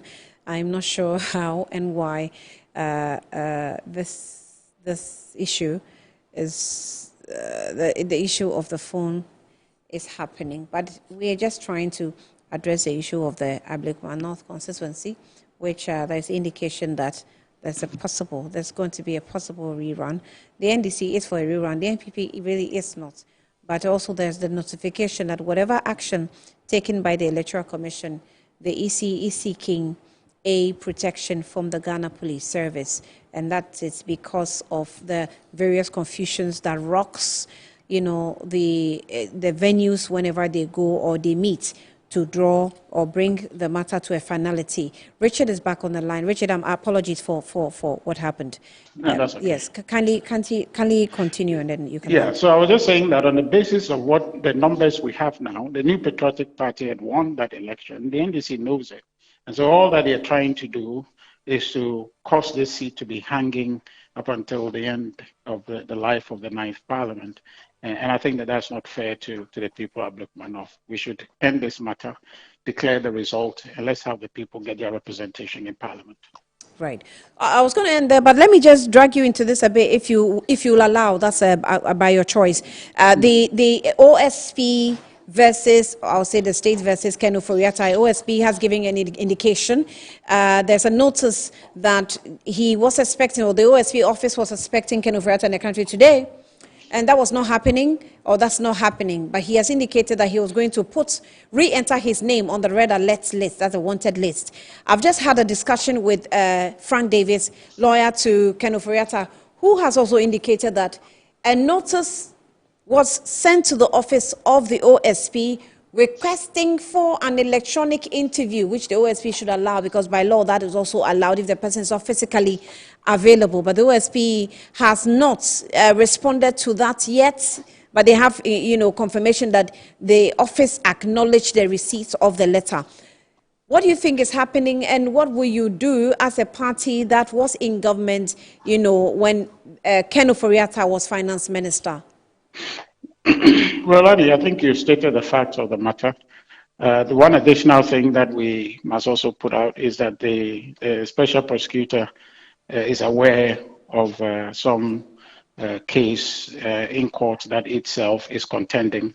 I think the court will give a judgment on the 18th or so of this month in relation to the previous declarations of fugitive in relation to Ken Ofori-Atta. So that matter, he knows that is pending, and it's not as if he's not aware, he's contending, that Special Prosecutor's Office is contending that matter. Ken is unable to come, and I'm pretty sure the Special Prosecutor's Office is also aware of a scheduled surgery for Ken on the 13th or so of this month. He's aware. So on the basis of that, he knows he cannot be here. So the only reason why this insistence would be going on with the special prosecutor is just simply that he doesn't want to agree that Ken is not well and cannot be here. And so if it's possible for him to agree to the electronic interview, which, like you have rightly stated, is permissible, let's agree to raise the matters there, and until when he gets well to come. I think that the important thing for us as a country is that when people break the law, they must be held accountable. But when people have rights, when people are in life-threatening situations and they need medical help, we should also accord them that opportunity to get well, because the only thing is that the person must be healthy to answer to the questions that they have for them. And so if in the meantime the opportunity to do so electronically exists, then let's begin the interrogation that way. And when the man is completely healthy and is back in the country, then the processes can continue. I think that is not too much to ask, unless this is just a manhunt and not an attempt to prosecute a crime if they see one, to be able to hold him accountable. If that's what it is, I think that a special prosecutor should accede to the request for the electronic interview, and let's get the conversation going. And as and when he's in the country, the rest of it can be done. But I know he won't be able to make it today because of a scheduled medical procedure on the 13th. Are you privy to the schedule? So on the 13th, he has a scheduled procedure which will not allow him to be here today. On the 13th? Yeah, on the 13th of Okay, this so month. the party has been in contact with him, constant contact with him. And what information can you give us with what you have gathered? As a country, we probably are also concerned about his health. Well, medical issues, there are privacy matters to do with that. But I think I've gone as far as to indicate a procedure, which is something that I can say freely, I suppose, without going into much details. Ken is a private citizen.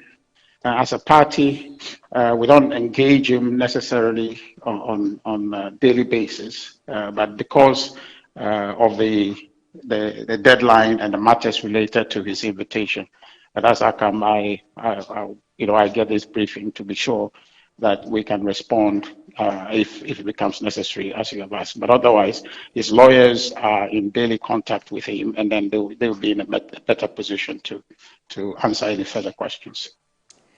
Right. So should we, because we know that in the first attempt to declare him wanted, the OSP was sued, or the Office of the Special Prosecutor was sued. But that same office has come up with another threat. What's going to happen henceforth? Well, time would bring us all up to speed. So I guess we'll allow time. Okay. Richard Ahengba, we'll also allow you time to take a rest. Thank you for your time on this interview. We're grateful. Richard Ahengba is the communications director for the MPP, bringing us up to speed. He has confirmed that on the 13th of June, Ken Ofori-Atta has another procedure to, attend to, and that is with the medical situation. And that is, the updates there. Let's see what happens with Ken Ofori-Atta and OSP. Now, let's zoom straight into Eugenia Akofa-Kumi, who finds herself on the land of Israel where there's war. And Eugenia has put together a brief of the picture, how the picture really looks like in Israel, and, what Israel actually is also seeking, still demanding for Israelis that are being kept as hostages. Remember that Israel itself has not given up on Gaza and continuously, bombs Gaza or blasts the place by making sure that it flattens Gaza. But Gaza is also, once in a while retaliating, and that's what the situation is. But Eugenia has given us a brief of what's happening with Israel. Let's have that brief documentary now.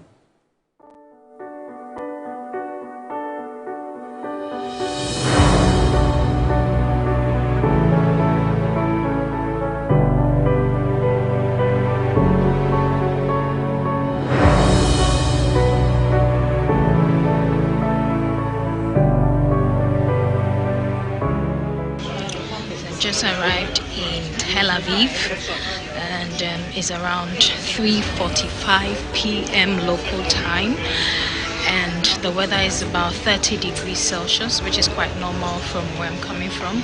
And over the next few days, we'll be exploring the city, bringing to you the realities of the people of Israel, and a lot more, so stay tuned.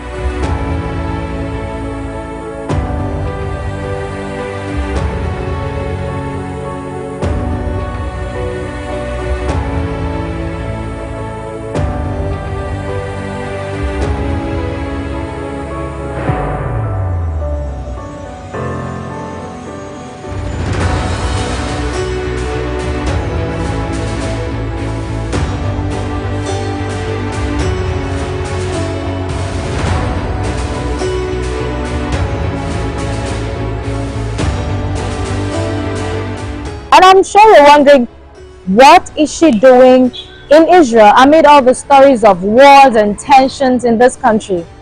Curiosity brought me here, so let's find out what my experience has been within the past week.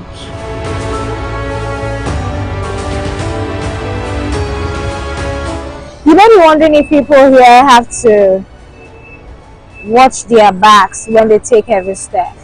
Perhaps you could be right. After all, the event of 7th October 2023, which has been described as the single deadliest terror attack on Israel, has left a scar on their lives. Over 1,200 people were killed in that single massacre, with several others being held hostage by the Hamas terrorists. So I will be telling you all about the good, the not so good, and what I call terror. So let's start with the good. Jerusalem. I'm sure you've heard of Jerusalem in the Bible, and I got to experience it at first hand by hearing the tales of the birth, the death, and the resurrection of Jesus Christ. And of course, what is Jerusalem without the Wailing Wall?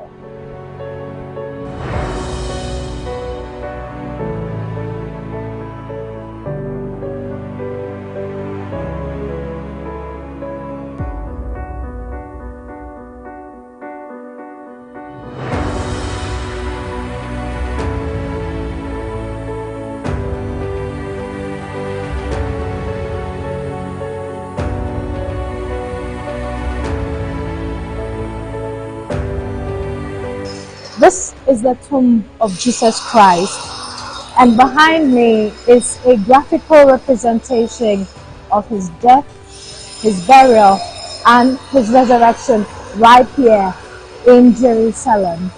Abraham says this is a great idea. He takes his favorite son Isaac, according to Judaism, Ishmael, according to the Muslims, and he brings him to the place that God shows him, to the area of Mount Moriah. Mount Moriah is located right underneath that golden dome, and he finds a threshing floor. All it is a basic stone platform on top of the hill, and he's going to build an altar. This is the altar that he's going to almost sacrifice his favorite son, but then an angel comes down and says, sacrifice this ram instead. So he sacrifices the ram. The covenant between God and him has now been formed, and his people will become the chosen people known as the Israelites or the Hebrews, the Jewish people of what we call nowadays.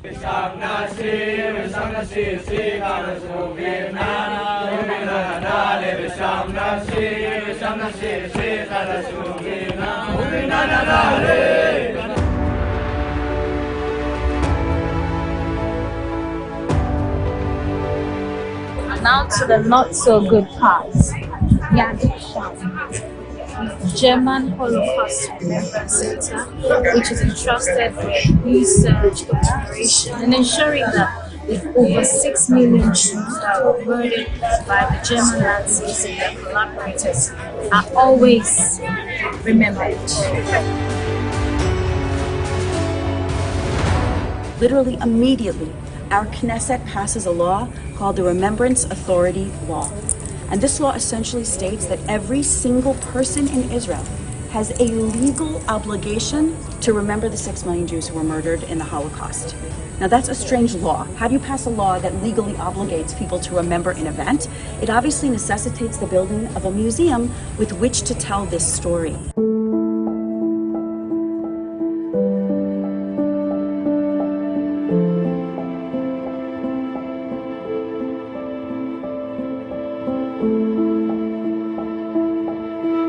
All across the city, you'd find posters and graffiti art, such as the one behind me that reads, "Bring them home now." This is a demand on the government to ensure the release of hostages who are still being held in Gaza. But here's the backstory. On October 7, 2023, about 3,000 young people attended the Nova Festival, which was being held along the Gaza border, when suddenly an attack was launched at the site. Over 300 civilians were killed, and more than 34 soldiers lost their lives in that single massacre. Several civilians were abducted to Gaza, and it's been more than 600 days, and some are yet to be released. So these artworks are not just a stark reminder of the past, but a demand on the government to act fast. we just want to support the families. We don't want anyone to forget what happened in October 7. There are so many like horrible things, and there is still 58 citizens still in Gaza right now who is suffering. Some of them are dead. The families don't know what happened to them, don't know like anything about them right now, and it's so important for other people to hear. Right now you have like some event of all kinds of mother in Israel who put their kids, and they say that every hostages was a baby, and like it's so important to remember that you're just like kids, even though they're adults, they're people, they're citizens. They didn't mean for that to happen. It was not their fault at all. They are like the victims. It's a war, obviously, but I feel pretty much safe. I know a lot of people that are now serving in the army and fighting for me to be safe here, and I feel safe, and I'm hoping to feel more safe when the hostages will come back and we can end this war.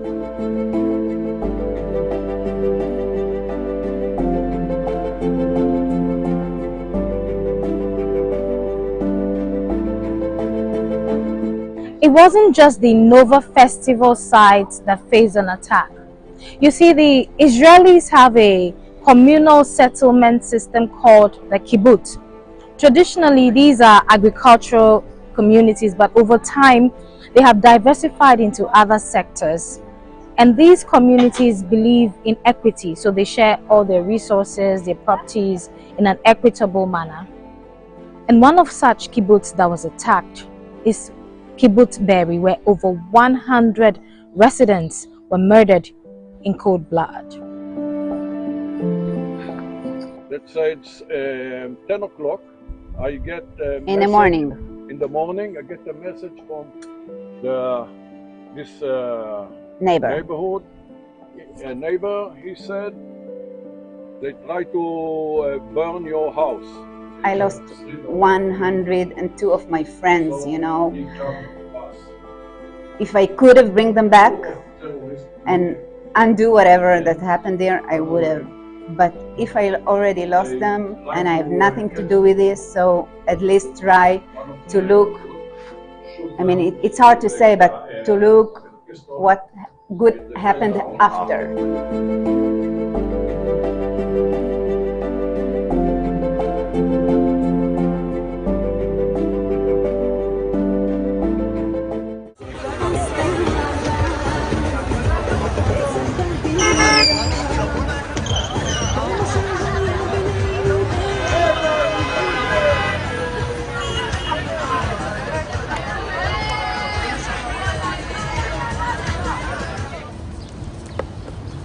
The Israelis love to party, that's for sure.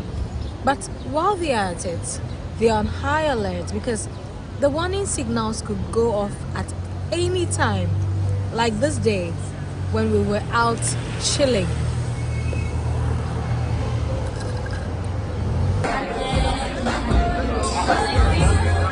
A few moments later.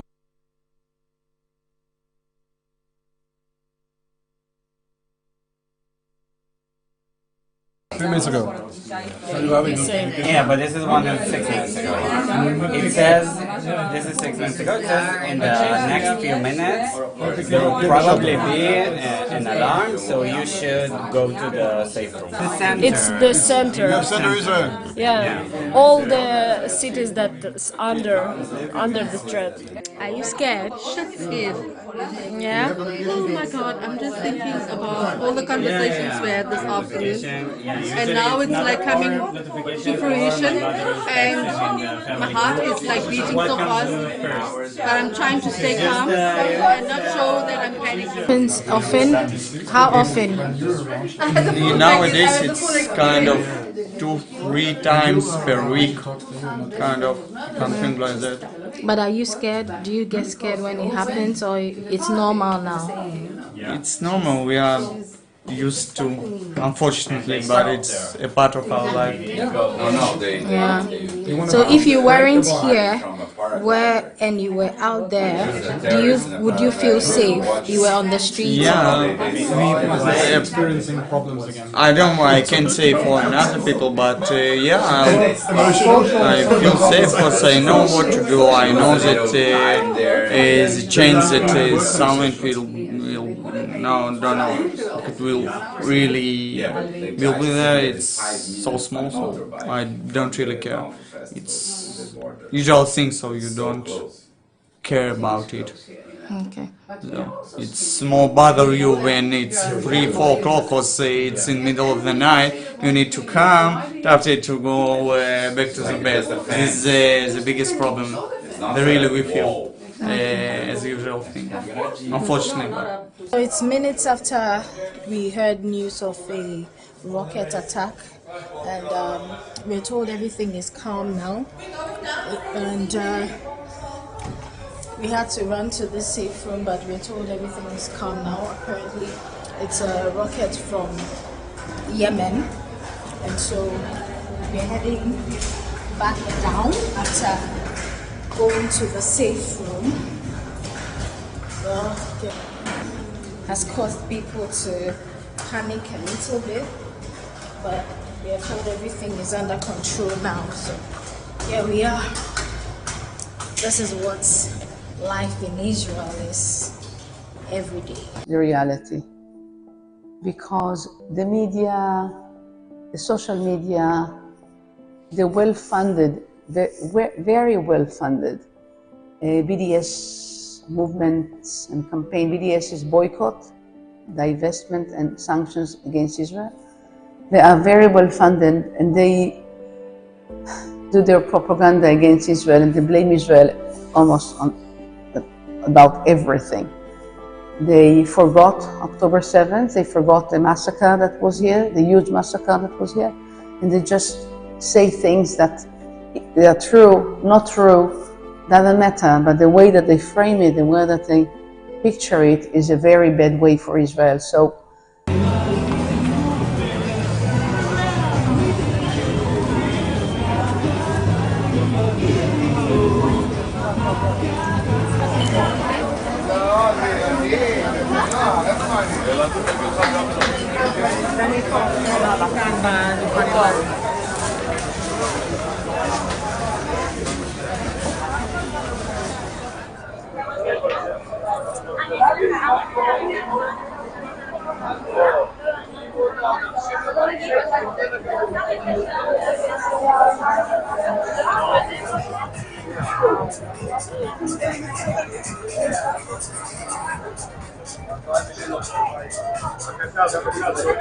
whether during the day or at night, the streets are bustling.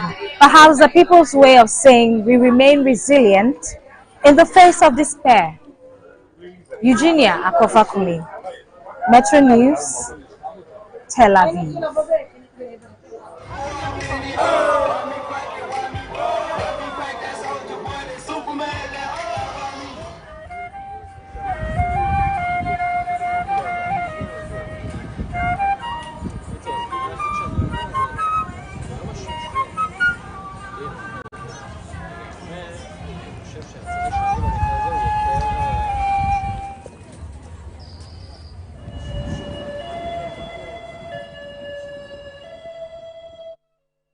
If you really want to know exactly what goes on in Israel, you probably want to have an experience. Everything some happens there. From religious people to the youngest child that smokes cigarettes on the street. I'm sure Eugenia may be able to capture some of those happenings for you to have relate to what happens on the streets of Israel. Maybe it's bold. Now it's risky actually to be there because you're not sure what to expect. A missile hitting wherever at any time, morning, afternoon, evening, night, midnight, whenever.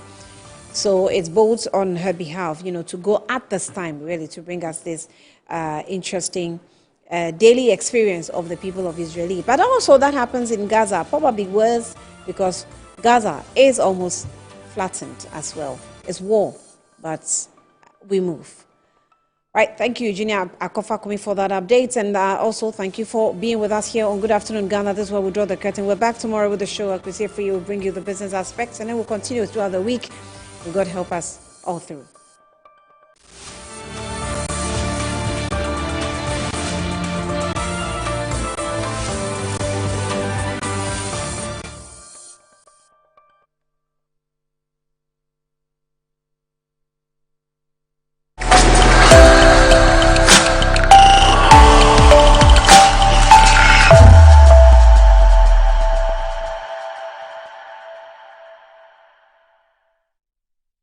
This year, 14th June, we remember, we honor, we take action.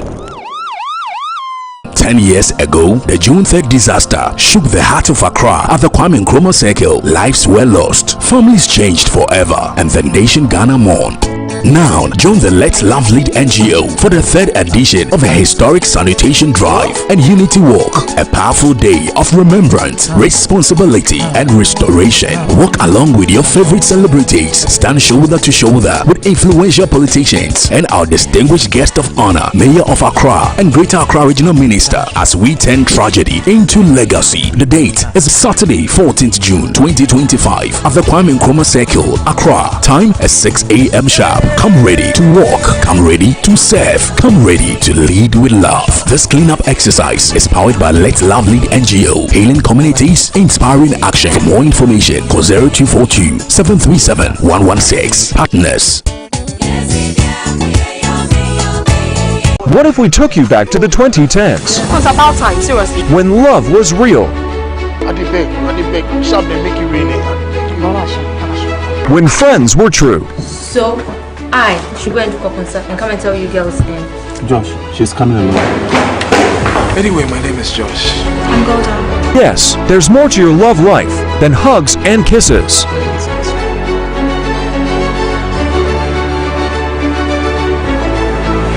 Haven't you met her before? I mean, the king is alive, Buju Junction. She be your woman. You did ask me.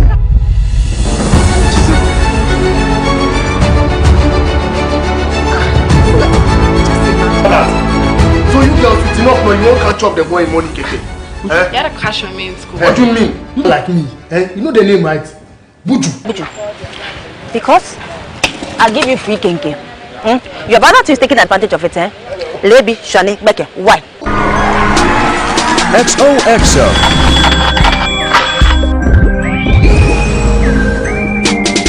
Coming soon.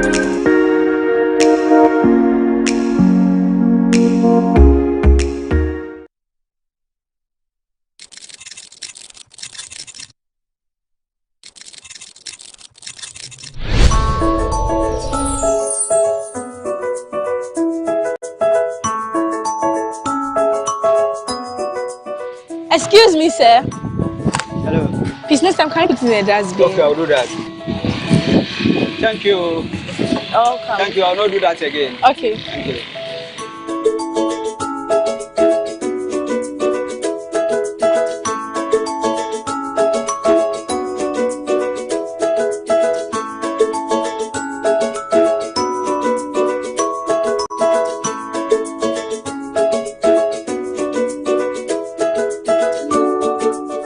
Girl, how are you? I'm fine. I've really missed you. Look at how she's looking so fabulous. I know, right? Thank you. Auntie Naya, yes, dear. Uncle Kofi, yes, dear. All you've been teaching me about sanitation, I've been teaching my friends at school, and it has been absolutely great. Really? Wow. That's a great impact you're making now. Sure. Keep it up, girl. Okay. Sure. Auntie Naya, yes, dear. I need to tell you something. Go ahead. If we want to be successful as a people, we need to be aware of the importance of sanitation. That's true. That's true. You're right, Amma. You're right. That's true.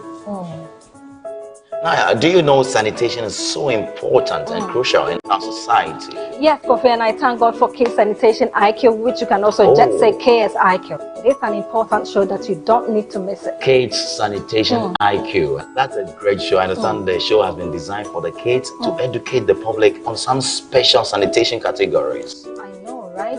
And I learned they will also educate the public on sanitation for environmental, and community development. I also understand they would educate the public on sanitation for educational development. Wow. Yeah. Education, you say? Oh, God. Wow. Right. It is amazing. They also have sanitation for health development. Oh, health and development. Sanitation for corporate. Corporate and health, Nana. Don't play. This one will intrigue you. I understand this kit will educate the public on sanitation that benefits the needy. The Isn't needy, it you amazing? say? Absolutely. Wow. It's amazing. It is amazing. Oh, God. Don't miss this You show. don't have to miss the Kids Sanitation IQ show.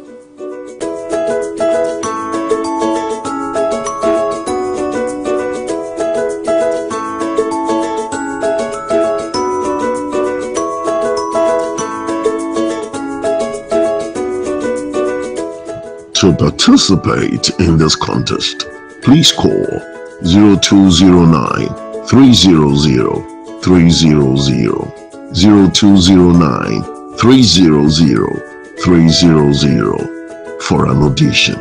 Don't miss the KSIQ show. Be there.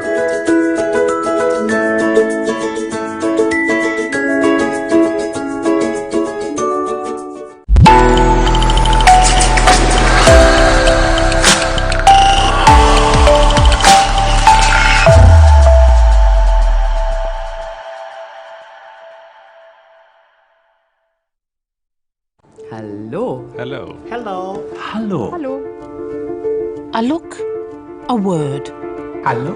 a first impression. And straight away we know. I can trust her, but not him. She's lying. And so is he. But he seems reliable. Hello. The level of trustworthiness that you perceive in another person's face, even when they're complete strangers, can predict criminal sentencing decisions, including up to capital punishment, can predict hiring decisions. A brief glance at someone's face or the sound of their voice can affect our decisions. Gathering information from facial and vocal cues has been fundamental to social interactions. Language has only been around for tens of thousands of years, which in evolutionary terms is no more than a blink of the eye. First impressions can be alluring, but often deceptive. I'm looking forward to tomorrow.